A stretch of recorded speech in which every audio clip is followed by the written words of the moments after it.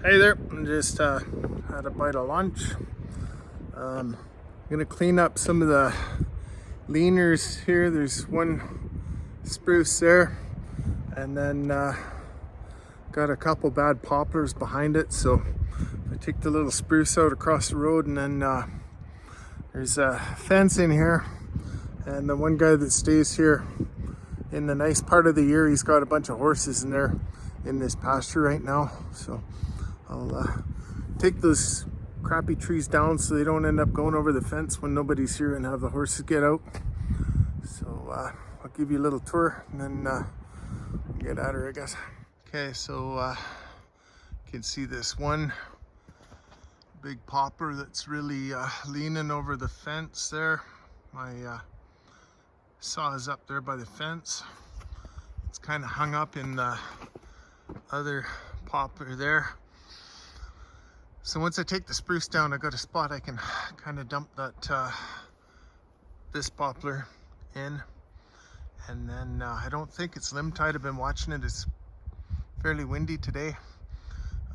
They seem to be separate enough. I'll double check it before I dump it, and I'll either do the one by the fence on its own, and then this guy, or I'll put my cuts in the one by the fence and then come back here and do this one.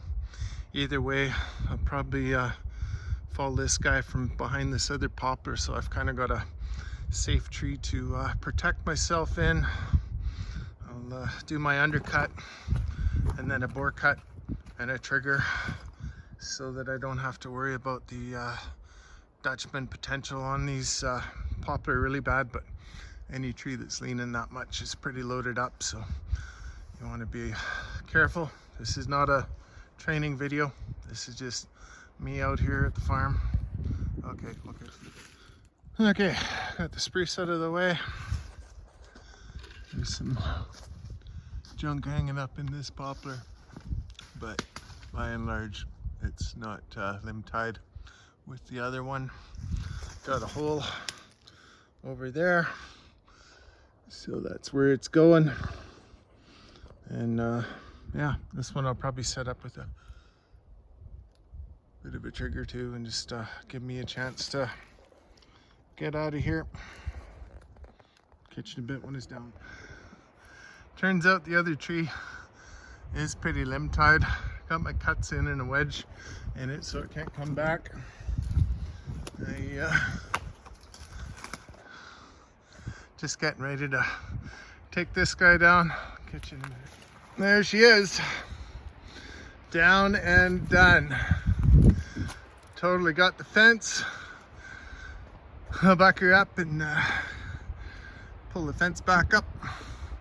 Let the old guy know, and I guess he'll have something to do this afternoon, but it's way better than having the horses get out and nobody around. Okay, got the poplars down. Got to buck them up, some stumps to cut off and all that kind of stuff. So threw a 24-inch bar on the 661. It's one of the Oregon light bars. Really like them for this kind of stuff. Run this saw a bit more, kind of limbing and bucking. Give it a bit of variety, and get the road opened up and the mess cleaned up, and we'll see where we're at. You'll probably hear the wind whipping around here, but anyway, this is where those poplars cross the road.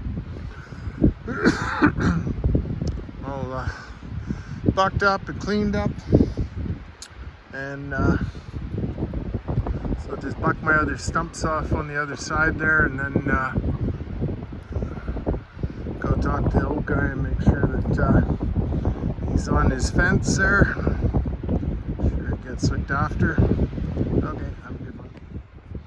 Hey, let's show you guys something here.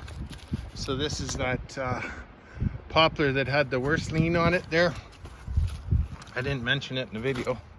I don't know if I should, but when I did my bore cut, and it was actually so loaded, as soon as I did the bore, it settled and pinched the saw before I could pull the saw out. So there's a lot of guys that like finding dull axes, but that's what I got my saw out with by just 3 chops there, and that tree went down.